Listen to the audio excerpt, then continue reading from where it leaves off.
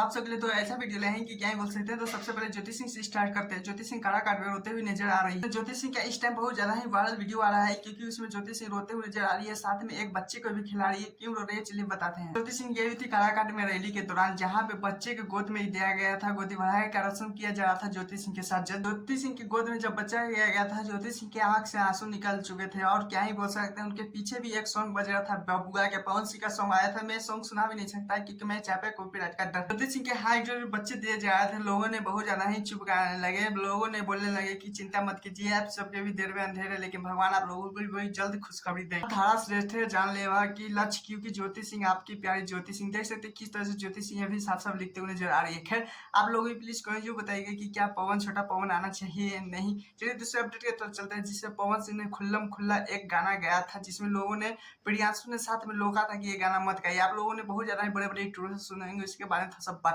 तोहरा लइका के एगो लइकी मिले तहके जैसे। बड़े मंच पे अनुपमा यादव भी गा दी थी, क्योंकि आप लोगों को पता है, क्योंकि पवन सिंह और अनुपमा यादव में थोड़े से अनबन हो चुका है, विवाद छिड़ा हुआ है, इसी कारण अनुपमा यादव ने भी गा दी। एगो लइका मिले तोहरे जैसा।